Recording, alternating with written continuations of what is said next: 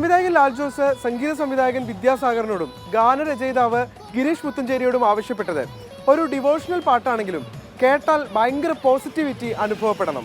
ലാലുമൊത്ത് ഒരുപാട് പാട്ടുകൾക്ക് ഒരുമിച്ചിരുന്നിട്ടുള്ള വിദ്യാസാഗറിനെ എന്താണ് ലാൽ ജോസ് ഉദ്ദേശിച്ചതെന്ന് ഈ ഒറ്റ പറച്ചിൽ തന്നെ വ്യക്തമായി.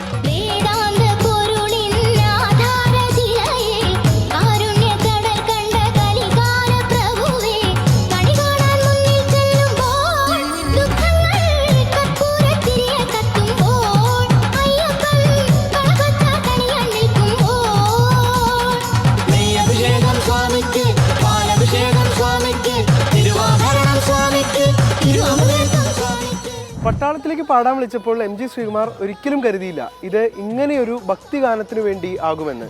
MGക്ക് നല്ല ജലദോഷമുള്ള സമയമായിരുന്നു അത്. താൻ തന്നെ പാടണോ എന്ന് വിദ്യാസാഗറിനോട് MG ചോദിച്ചു.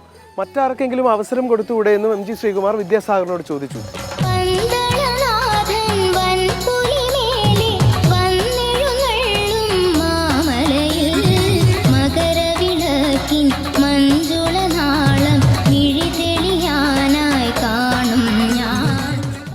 നിങ്ങൾ പാടേണ്ട പാട്ടാണെന്ന വിദ്യാജിയുടെ ഒറ്റ കോൺഫിഡൻസ് ആണ് MGയെ റെക്കോർഡിംഗ് സ്റ്റുഡിയോയിൽ എത്തിച്ചത്.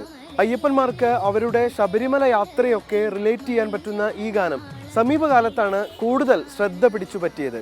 MGയുടെ ശബ്ദം, അയ്യപ്പ ഭക്തി ഗാനം, ഇത് രണ്ടും ചേർന്നാൽ വല്ലാത്തൊരു അനുഭവമാണ് മലയാളികൾക്ക്.